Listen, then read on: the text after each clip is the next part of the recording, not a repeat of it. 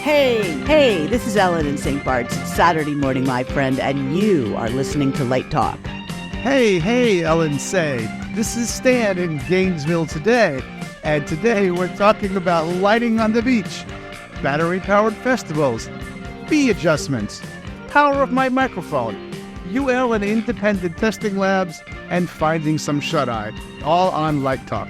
And this is David coming to you from the beautiful Belmont Shore neighborhood of Long Beach, California. If you don't already know, you are listening to Light Talk, and we are the Lumen Brothers. And sister. You better believe it, Ellen. I believe it. Welcome, everyone, to episode 392. You've got Ellen, Stan, and me today, so hey, how good can it get? Yeah, we miss Uncle Steve. We miss Uncle Steve. We miss Uncle Steve. Yeah, we do miss Steve. Yeah. Is he in rehearsal again? Yeah. He's, he liked that nudist comedy so much.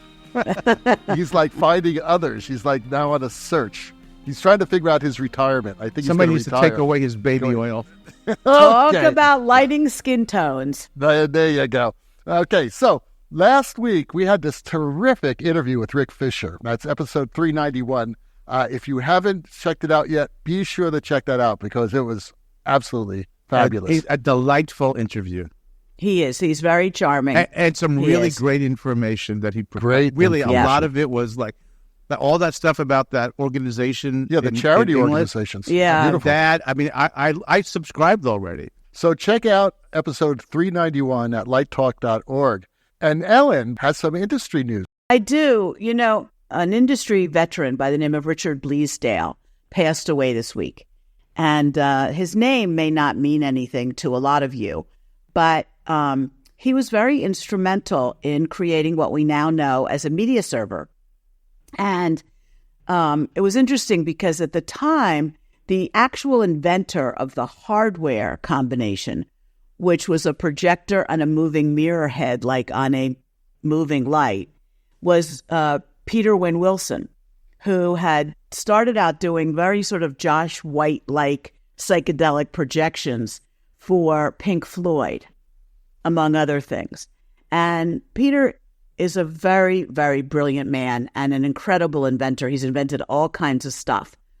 And I think in his mind, when he started seeing beams of light being moved by a mirror, his first question was, well, if I can move a beam of light, why can't I move an image? So he paired up one of the high-end style moving mirror systems with a big projector, which at the time was the size of a Volkswagen, I'll be perfectly honest. Do you remember what it was called, Ellen? What, the projector? The device, because I remember seeing it for the first time in the high-end Well, it was called the booth. Catalyst. The Catalyst, that's right. But I will tell you that it originally was going to be called Perseus. And I if didn't you know get that. if you get the reference, let me know. Okay. Stan is typing away in his Google machine. Okay. You have to think about that one. So they actually, they made this thing work, but they didn't really, the idea was there, but then they kind of were stuck with this massive hardware system and didn't really know what to do with it. So they got a hold of Richard Bleasdale, who was a software kind of guy, media software stuff. And he actually wrote the software that, made it all happen, so that it was really the first device on the market that could select, move, and manipulate images. So I just wanted to do a little toast, to Peter Wynne Wilson, who is still with us, thank God, and Richard Bleasdale, because, today media servers are all over the market and the heart of our projects. God bless him, and raise my hat. And I think if I remember, in the first year I saw it, the image was it was framed. It was whatever, length and width it was going to be. And I think the second year, maybe when he got involved on the software side, they were able to keystone correct. And they were really touting that. They would say, we can actually control each pixel. And actually, on my desk at the University of Florida, I have a gut of a DLP projector, and there were 3 Texas Instruments DLP chips on it. And if it wasn't, and the guys, and I had the name of the guy who invented the DLP chip, and I can't remember him. It's from Texas Instruments. Yes, from TI. And they patented this DLP technology. Yeah. in the projector, and no other company could use the same type of projector because high-end patented that chip for the projector use. You should do a whole show on the history of that. Yeah, great story. Did you know there are 100,000, they call them DMDs, digital moving devices, 100,000 little mirrors that in actually that move, area right. of like the size of like 2 inches by 2 inches, and each mirror can raise 30 degrees or tilt the other way 30 degrees, and basically what it does is it either sends light into the lighting train or it dumps it. Right. And then there's prisms to give you the color. It's just I got the whole. I think I have it. It's fascinating, right? I have it here somewhere. It's really amazing. Well, not only that, but in those days when they were projecting images of some sort, they weren't very bright. So the lighting designer was often asked to keep the lighting down a little bit so we could see the projected images. And now with the LED screens, those images are so bright that you don't need any light. Stan is holding up this device that he found in his, I think that's the lounge of Light Talk Central. Yeah, but we're only a podcast. I know, but this is the DLP engine. Each one of these is one of those Cool. 2 DLP chips, right, on 3 sides. And then at the bottom is the prism where the light comes in, gets refracted. It's a fascinating thing. This is on what I call my table of curiosities that I had in my office. Along with your mummified objects that you have from your childhood, I'm sure. Okay. Well, or... Oh no! We have a little model car. This is my. Is that a slot car? That's my Ferrari Testarossa. This is a real Ferrari built by Ferrari in miniature. You can't drive that on the highway in Florida, though. But I can in my mind. But you bought a Tesla instead. Come on. Yes. You bought an electric car, Stan. That's because I wanted to be more like David. Oh, there you go. Okay. So let's move on with the show. Stan, you have the first question of the day.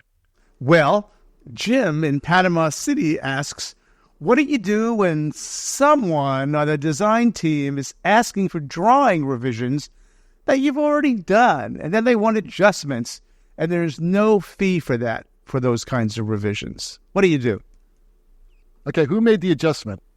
That's my question. Who's making the adjustment? Is it the art director? Is it the designer? Is it the director? Is it the architect? In your case, Stan, did you make adjustments, or did this person make adjustments? In my case, we have a very unusual situation in that we have a pretty large project, and it's being funded by both the federal government and the city. And surprisingly, only one subcontractor bid the job. You would think it's $20 million, and only one. The fix is in. There's a reason. I don't know how that happened. So, but this company gets it. I won't mention the name, construction company, and then all of a sudden, we have to have a meeting with the theater consultant. We've been the theater consultant on this project for 5 years. Not anymore, apparently. Well, right. So some guy wiggled himself in and got himself hired by the construction manager, the general contractor, as the theater expert as overseeing our stuff. And I said, yes, usually they come to us with questions and we answer them. And if we don't know the answer, we find out. So this person, anyway, so they're finding some things in the work that would really fall to the general contractor, the electrical contractor, and the subcontractor who's providing the equipment. And if they want to, DMX channeling and mapping and for house lights and whatnot and this and that, or emergency lighting, and they're asking us to redo our drawings. No. You guys get together, you coordinate, and it changes in the shop drawings, and then we review them and we approve them, or we say yes or no or whatever. So it's very unusual. So we've had to say, if you have a request for information, we'll provide information, but we're not doing any new drawings. The system has been designed. If you want to do it a little differently, go right ahead, and then, have your shops update. It would be like the set designer has done the drawings, and the scene shop says, we want to build it a little differently. So in our working drawings, the constructors, we're going to make some changes. Well, you might run that past the scene designer, but you don't go ask the scene designer to redesign their design, do you? Sometimes. I don't know. Well, I don't know. And does the designer, not in the architectural world, but in the theater world, performance world, when you take a fee for the production, right? It's not like an hourly kind of a thing. That's so does that same fee include? Same in architecture. Okay, so does that fee include, revisions that might come along down the road? Yes. Traditionally, yes, it does. Yes. And all the way up to opening night. This actually, Stan, what you described, actually happens a lot in the theater. Because I work, as you know, as a set designer as well, as a light designer. And I've designed plenty of sets. And sometimes, the old word shit happens. You heard that term, right? And things change because maybe it costs too much to build it that way. Or maybe it's, or the director changed her idea about how this platform should look, or you've changed your idea, whatever. That sort of thing fluxes, and it could be anyone.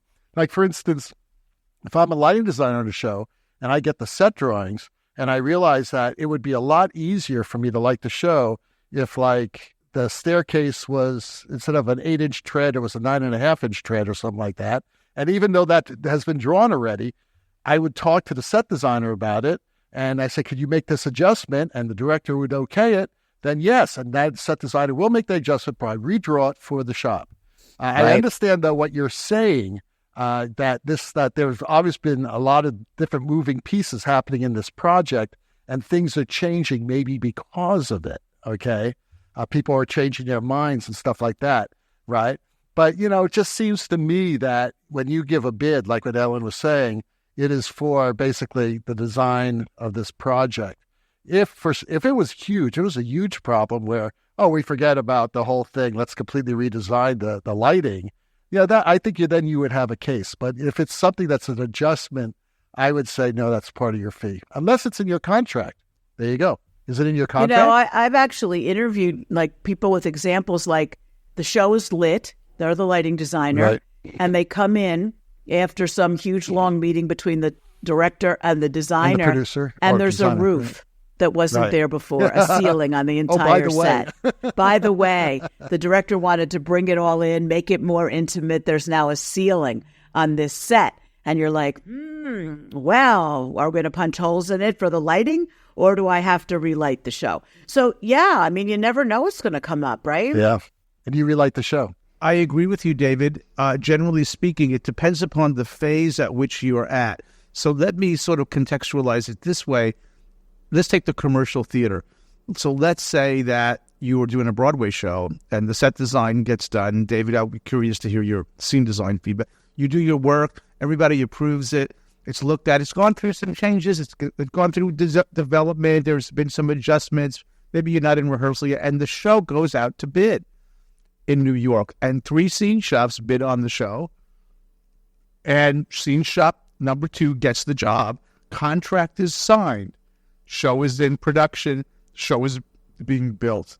Then imagine somebody comes in, another scene designer gets hired by the producer and scrutinizes your work and says, I think this should be this and that should be that. I think this should be changed. And now, on Broadway, I don't think they can do that. You have a union that protects you. That's what I'm saying. So the contract has been signed to build your set for a certain price. Small modifications here or there is one thing, but to ask you to go back, and let's say you've done 30 plates of drawings, and you need to update this and this and this and this, if the scene shop wants to make some changes in how it's built to save some money or use a different material, you can approve that. But you're not going to... So this scenario that I'm describing, this project has gone to bid. The contractor has got a contract. Mm-hmm. We've been paid for 80%, 90% of our work. We're not going back. And now the contractor is going to get shop drawings from the suppliers where they might make some suggestions in their shop submittal, what the shop would draw, or in our case, the subcontractor, in your case, the scenic shop. So here's our finished, here's what we're going to build. And they want to make some adjustments, that's fine. That's at the subcontractor level. At the design level, you're not going back after the contract's been signed to build your set, are you? I may. It depends on... Do you want to be that guy? Do you want to work with these people anymore, Stan? Or do you want them bad-mouthing you because you were difficult because you wouldn't make some adjustments. That may be what gets out after this, Stan, that, no matter how much in the right you may be, if you get into a situation where it's an argument of some type and say, oh, I'm sorry, no, I'm not going to do this because I need to get paid more, then all of a sudden it's like, who knows what they're going to say about you. So, well, here's the thing. So we don't work for the general contractor. We work for the architect. The architect understands where we're at. So we're not going to burn any bridges there. We've already done some revisions, to sort of address some of the questions, but we've never seen anything like this before. This is very, very unusual, because basically this is let's say irregular. Okay, and this is happening because they brought in the other person. Yes, we've never seen that before. Well, no, that could happen. That could happen. I mean, that happens on Broadway. It happens even in the opera world, where all of a sudden the general director comes in and he sees or she sees the lighting and says, I need to see more faces. So we have to add some follow spots or whatever. Well, I don't stand up and say, I'm sorry. That's different from bringing in another lighting designer and saying, could you critique David's work before opening night? That happens as well. I've heard of situations where all of a sudden some very famous lighting designer mysteriously shows up to a preview. And then the next day, the lighting designer of the show gets a ton of notes. All right? And I think that if we can ask our Broadway friends this, and they will tell you the same thing. That has happened. I know a situation in opera where that happened. It didn't happen to me, but it happened where someone came in and gave notes to the producer, the general director of the opera, an artistic director, and all of a sudden there were all these lighting notes the next day. So I think it's a little different because I think that the architectural world is a lot larger than the live entertainment world. Where in live entertainment, and because of just the nature of being theater, that a team, it's much more of a teamwork, and it's not spread out over 5 years while you're building this building. It's like in a very compressed time. That your reputation as a team builder and a team supporter weighs a lot more than your artistic ability. I'm afraid that is true, and maybe it should be true. I don't know. I think there's a balance, but so they could kill people. I've seen it kill people's careers when they just say, no, I haven't been paid for this, so I'm not going to do it. Right, and we've been very cooperative along the way, so I don't want you to make it sound like we're not. But let me add something to your point, David, about like the other designer coming in. I found this out recently, which is common, but let's say that you're beginning a project and a consultant has done some work and they've got some preliminary schematic drawings. Some municipalities actually by law are required to have another expert in the same field review. So consultant B, consultant B is going to review consultant A's work and offer possible savings or alternatives and so on. And that's actually interesting. It's like a peer review. You're right. Which in architecture is not uncommon. There's nothing wrong with that. All right. Well, let's move on then. Ellen, you have the next question. I do. Thomas from Indiana asks, there is a trend toward battery-based clean energy festival stages. How safe are the batteries and how clean is the energy? Well, that's a really interesting question, isn't it? And it's interesting that it came up today because, let me see if I can find this reference. Stan, what do you think about that? You're into solar. Yeah, I mean, the question, I think, I read an article, I saw a headline yesterday. I did not read the article that it said that Americans don't believe anymore in electric vehicles, and they don't think they're as clean as it's promoted. So I don't know. I think the idea, how safe are batteries? I mean, I don't know. I get this flashback to the Pinto. Okay.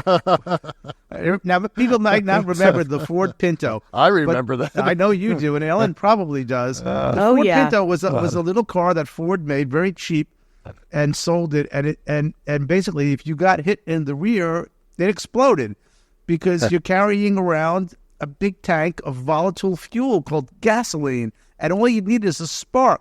So for years, thanks to Ralph Nader, Ford says, nah, it's safe. But why are your cars blowing up, right? And so, I don't know, carrying around a tank full of gasoline, is that safe? Okay, can lithium batteries catch fire? Absolutely. Did your phone ever get extremely hot? But they don't explode. They have software that sort of manages that. Like, everything has a risk factor. Right. But now, when you talk about scale of massive batteries to power up a stage, well, you're getting into a realm of a lot of power, right. a lot of voltage. So you think you'd have to raise the same level of safety, But again, diesel generators, some guy with a cigarette flips a cigarette butt into the diesel generator. I mean, diesel's explosive too. So I don't know where you draw the line. Clean, my research is that if you calculate the amount of carbon put into the atmosphere to generate the electricity to charge a battery for the output that you get, compared to the amount of carbon you put from a highly concentrated fuel like gasoline or diesel, the difference is clear. They both create carbon, but from a car perspective or a solar energy perspective, the amount of carbon you're going to build the solar panel or build the battery and then use it is such a much smaller amount than other types of highly concentrated fuels. To extract them and burn them and the cost of there's a whole ripple effect. So I think I'll just close with this idea. I think the guy's name was Richard Sears who made this quote. He said, people didn't stop burning wood for heat because they ran out of wood. They stopped burning wood for heat because they found something better. And we won't stop burning oil because we run out of oil. We'll stop burning oil because we found something better. Good point.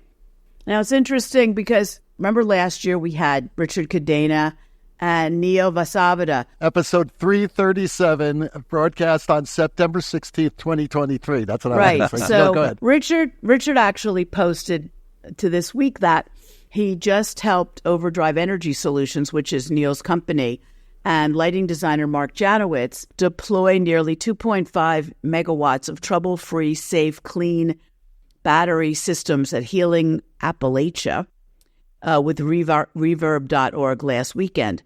Not only did this result in a 90% reduction in diesel, no generators were run during festival hours on Friday and Saturday, leaving the air virtually free of exhaust fumes and noise.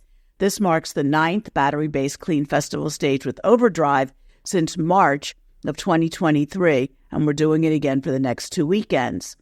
And he noted that these are lithium iron phosphate batteries and have an extremely low thermal runaway. Nice. When they show the documentation to fire marshals, they green light it because they know. Right. So it sounds like it's safe.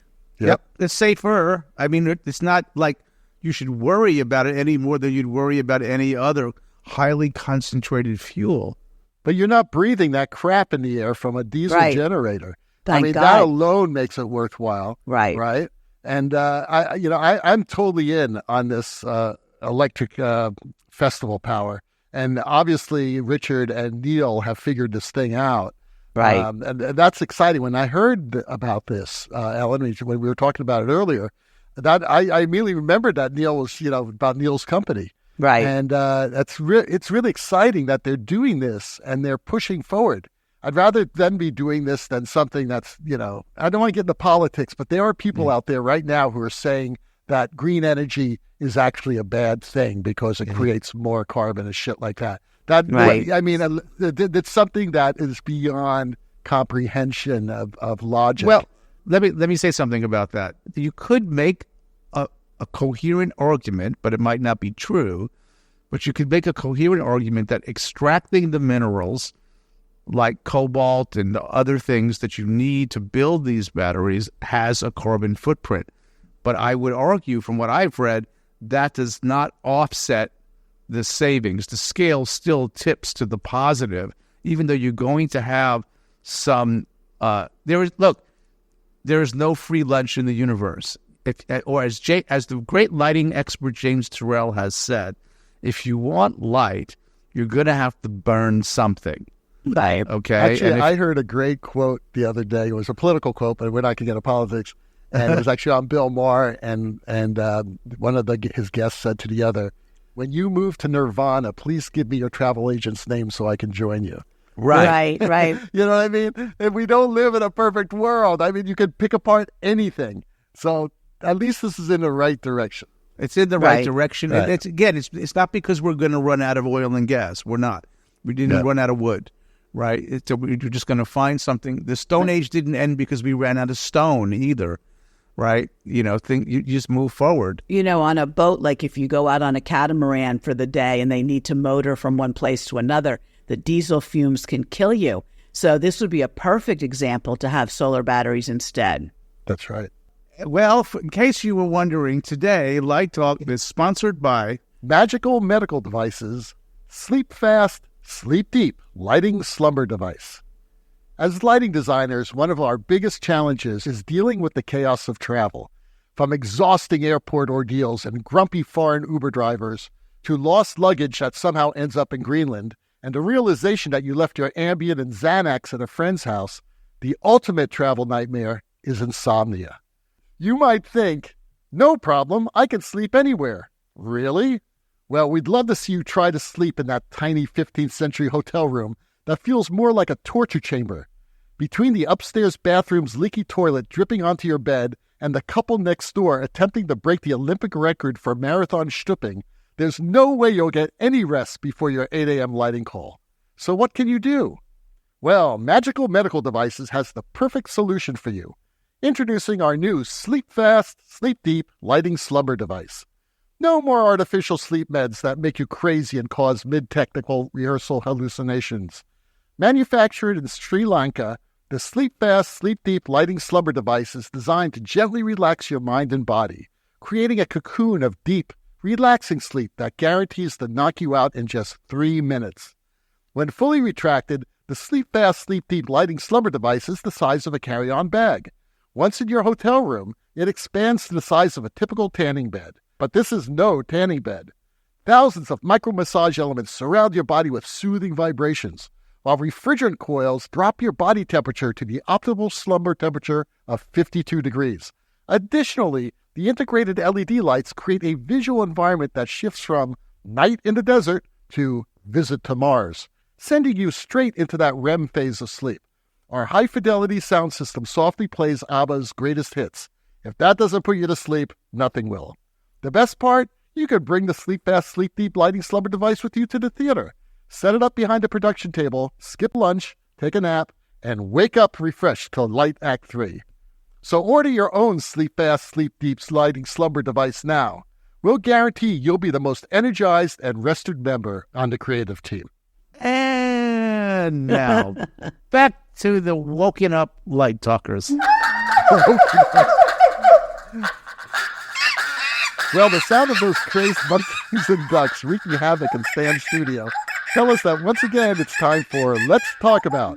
And today's Let's Talk About is all about what the hell is UL and how does it affect me? Yeah, what is that stuff? What is UL? I can answer this because it came up today for me. So UL stands for Underwriters Laboratory. And if you ever buy an electrical device, if you look around the label, somewhere on it there's going to be a stamp, right? It's going to, I think it looks like, let's see if I can find it here. I think it's a circle with a UL in it, or I'm not exactly sure what it looks like. It says UL. Yeah. Now, they used to be like the only one, and they sort of had a monopoly. And now there are many others. One of the big ones for lighting is ETL, which stands for Intertech Testing Services. Basically, if you make a device and you're going to put it on the market, you kind of want to have it tested to determine that what it does what you say it's going to do as a manufacturer, and it does it safely. And so these organizations are independent. You do have to pay to get your product tested, and then I don't know what the entire process is to get it certified, but you might, most of the time Americans just ignore that. But in industry, it was really important that certain and different industries have different independent testing labs for different types of products. but UL does a lot of electrical, and so does Intertech or ETL. ETL stands for Electrical Testing Laboratories. Yeah, electrical testing lab. Yeah, but I think it's run by a company called Intertech Testing Services, from what I'm looking at here in Arlington I don't know, but Heights. apparently there's a difference because this says, to use a metaphor, the UL is the source of law, while the ETL functions as a court. UL produces its own safety standards, while ETL adopts standards produced by other laboratories, including UL itself, and conducts tests on behalf of companies. But what's really interesting is that when you're inventing something, you have to make sure it has that UL approval or certification, which doesn't mean that it will work. It just means it won't blow up when you plug it in. Well, it means it's safe. Right. Now I don't know if my Tesla has got UL approval. In fact, I never thought about it till just now, David. I have not seen a UL brand on anywhere in my car, so yeah, but it might be on the battery. It might be on the battery component, and there may be a different testing lab for automotive. I'm not aware. But I was dealing today with a particular UL 924, which is for emergency lighting. So we'll talk about that during the Very LTA, important. I guess. Yeah. So UL has standards, as Ellen mentioned, for emergency lighting. And so who's responsible for the design, implementation, and integrity of emergency lighting in a performing arts venue? Are you talking about as a lighting designer or as a lighting consultant building the venue? Well, there's a design. Somebody's got to do it. Now I'm talking about a show designer coming in, not a building designer. I don't think, in my opinion, a show designer has any culpability for emergency lighting in a theater. Okay. No, but you right. want to make sure that any practicals have UL certification before you plug in some, cheap Chinese lamp on the stage. But the interesting thing about this, Ellen, and you're right about this, because if a lot of times as a lighting designer, I do specify lamps. And sometimes fixtures, you buy, see a nice fixture, you show it to the director says, oh, yeah, that's a nice fixture. And if I say buy this fixture from Home Depot or on Amazon from some Chinese company or whatever, and it's not UL approved, then I could see that I would be liable for that, okay? But in most cases, the prop department's building this lamp or finding the lamp, and the electricians hook it up, and they plug it in, or they throw it into a battery or into some wireless DMX thing. And I never see that lamp. So I have no idea what that lamp's going to be. So that would be my question, is that who's responsible? Like you said, Stan. So in the architectural world, who is responsible? Are you responsible, or is the electrical engineer responsible? Yeah, well, that's not what you just described. The practical on stage would not be an emergency lighting scenario. It's just part of the set. But if it caught on fire... But in a larger case scenario, right? Yeah, so in architecture, the electrical engineer is the licensed professional who will make sure that the emergency lighting works and is functional. Here's what came up today for us, and it might interest our listeners. So you know that one of our companies that we all like to use, Electronic Theater Controls, has a system called Safety Blue Lighting. And you can buy it from ETC, and it puts up little blue lights around backstage so that actors and technicians can get around safety. Well, we specify that on our theaters because we think it's, rather than people going down to the Dollar General and buying clip lights and putting a little blue bulb in them, which is or bad LED tape. Right, which is what we used to do. So this makes for a safer environment. Now, today we got a request from the contractor about that this needs to be we have an inverter that will create, the engineer has specified an inverter that will provide power to emergency circuits, right, in the case of an emergency. And that he's saying that the power for this safety blue system should be calculated into the inverter, and that we should be, it's part of the UL 924 emergency lighting system. And I'm going, we've never done that before. And frankly, I would not want a human being to be relying on that safety blue system as a form of exit lighting, and particularly because it's blue. But we're getting this sort of very hard push that this should be done.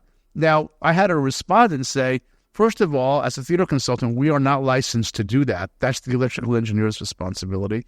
And this device plugs into a power strip. You need a battery. You need a battery-powered thing. Right. Well, hang on. I didn't know. I did learn this today because I did my due diligence on this question by talking to people who know more than me, right, which is always a good thing to do because your competency has limit. You know where your competency stops, right? Good thing to know. Right? And so I found out that anything that is plugged into a socket for power cannot be considered an emergency lighting device. That's right. And the power supply for the Safety Blue system plugs into a power strip in the control rack, okay, which could help it, and it has a UPS in case you have a temporary fluctuation. So, and I found out that ETC told me, because I asked them, that product is not UL 924 listed. Therefore, we would not specify it as an emergency lighting device. Of course not, right. Because like you said, David, it has to go to a wired system that goes back to a generator or a battery supply, and people need those lights for exit. And somebody also said it's unlikely that the local, what's called the authority having jurisdiction, AHJ, that would be the local fire marshal or whoever, would probably not approve a lighting system that is dark blue and barely measurable for emergency lighting. But yet, we're getting this sort of frantic comment, you have to do it this way. And we're like, we've never done it. Now, maybe things have changed. We'd like to be respectful. Maybe somebody knows something we don't know. So now we've responded, and we'll see what kind of proverbial poop hits the fan in the next 48 hours. But that's how we responded. So what kind of UL listing does the blue system have? It does not meet UL 924, which if you Google is for emergency lighting. It is not intended as a product. For general purpose, probably UL listing. Yeah, it's general safe. purpose. It's not like it's not going to blow up. It's, right. It's a safely designed device, but it is not intended to meet the UL 924 certification. And just for everyone's information, in Italy, none of this applies. Right. Or in the Faroe Islands. You have no idea how unsafe these theaters are. Or Cairo, for that I've matter. never worked in Cairo, but there you go. Well, I had a friend who worked in Cairo. They had a brand new strand system, and none of the fixtures have plugs on them. There's outlets, and all they do is they twist the wires. Put the wires in? And they Oh, stick my the God. wire. Because there's those kind of regulations, like David's making a point. The United States is actually a pretty safe country because of all of those rules. Yeah. That's right. I love Italy. I do too. Italy's I great. think that for the Italian, lighting products, like the great ones that come out of Clay Packing, Clay before Packing, that, Coa they're Mark, They're all going to they get would have to certified. be, Yeah, they get certified. but they have to be UL listed if they're going to show in the States. Yeah, in the United States. And I think there are Absolutely. similar listings that have to be done for the EU, but all of those sort of international sort of organizations are all trying to keep us safe and alive. But so I don't know what will happen with that question, but we were told under no uncertain terms by this person that this has to be part of the system, and I can't just take that at face value. I have to go back and do my diligence with people who know. Well, there's a long list online of stuff that does fall under UL 924, and it's mostly exit signs, emergency battery packs, that kind of stuff. Yeah. Right. Right. Yeah. Well, this person is saying that system should be tied to the, with a 90 minutes of activity, which is the code, and we just not heard that before. So we like to stay humble, right? Maybe there's something we don't know. Maybe something has changed. So the first thing I do, and I just offer this to listeners, don't make stuff up. Pick up the phone. Don't assume anything. Yeah, pick up the phone. As a lighting designer, I've always felt that I kept up pretty much with UL and safety and exit lights and emergency things. Growing up in Florida, you've got a lot of blackouts, you've got thunderstorms, stuff like that. Obviously, in California, we have earthquakes, and there's natural problems all over the place. So where you get a blackout on stage and in the audience, so exit lighting is very, very, very important. When I started to become a set designer, that's when I really had to learn about safety requirements when it comes to certainly ADA requirements, exit requirements, things like that. And the show I did last year, where I was set and lighting and projection designer for, I had to make sure that there was enough room for an exit. It was in a room that was not a theater. We converted it to a theater. So that's also tricky. So you really need to know all that stuff. Don't fool around with it. This is life and death stuff. And you don't want to be liable or responsible and have the guilt if someone gets injured because you missed that requirement in that code. Because sometimes a fire inspector may come in and miss something. That has happened before. So, yeah. Another document that's really helpful is, I think it's FP 101, which is Fire Protection 101, which is the code from the Fire Protection, FPA, is it? And that's a document that everybody who works in the theater should be somewhat familiar with. And also all the ESTA documents. Right, ESTA. We should call out ESTA. ESTA has a fantastic set of safety documents for the theater that if you ever have a question, I think most of the most important ones are free from their website to download, and particularly around rigging as well as lighting and fire protection. That's their technical standards program. Yep. Right. Yep. And Carl awesome. Ruling's done a fantastic job of that. Yep. Awesome. Yeah. Yep. All right. So we're making Light Talk history today because for the first time in 392 weeks, I have the last question. He has the last word. So Tammy from Bermuda asks, here on the island, we have concerts on the beach all the time. I have volunteered to do the lighting, but am unfamiliar with designing for outdoor events. Where should I begin? Great question. I have a feeling that this ties into the previous question in a way. Well, the first place to begin is where your power coming from, lady. That's right. Where's your power? I'll tell you a funny story about that. You know, we run a little film festival here in St. Bart's. Right. And we used to do a screening on the beach every year with this huge blow-up screen, but it had a fan with like a whatever that blew air into this thing to keep it blown up for the hour and a half or 2 hours that you needed it blown up. And there was also a big sound system on the beach, so you needed power for that. So, of course, there's no power on the beach, but we always pick the beach where my mother-in-law lives and run a massive construction quality extension cord from her house across the road, around the telephone pole, around a coconut tree, and down to the beach. And everybody used to say, do this at home. Don't I know. do this Everybody for used to say, listeners. why do you always go back to the same beach? And I said, because my mother-in-law That's only where the lives in power one is. place. So that's pretty awesome. Tammy's first question. Where's your power coming from? Okay, first of all, we're going to make this short because I have a feeling that it's very simple. If I was in your shoes, Tammy, I would find and hire or make an arrangement with an associate designer who does have experience with outdoor festivals. Because for every reason that we just said in the past 15 minutes talking about UL Right. and danger and being responsible, I mean, a lot can happen in an outdoor concert. A lot can happen. A windstorm could come, and if the rigging's not done right, all of a sudden and unfortunately this has happened. We've seen it in the news over the past 20, 30, Right. 40 years. Things are blown over, people are killed. And that was because it wasn't rigged correctly. The stage wasn't rigged Right. correctly. The lighting may not have been the correct type of light with the type of code that you need, or, so that's waterproof. There's a lot going on when you're doing outdoor shows. Yeah. So do not try to do this yourself.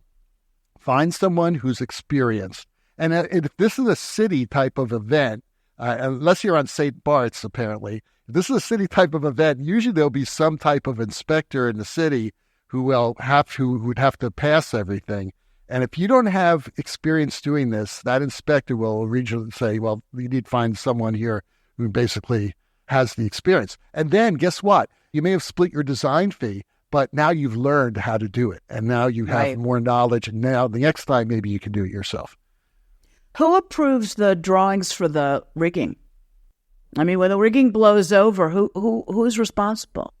Well, whoever the production company who put that rigging up is responsible.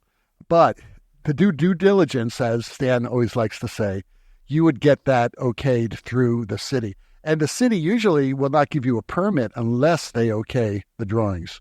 So usually it's going to go through the city in that respect. But like, again, this we're talking about Bermuda. Who knows what the Right. situation is there.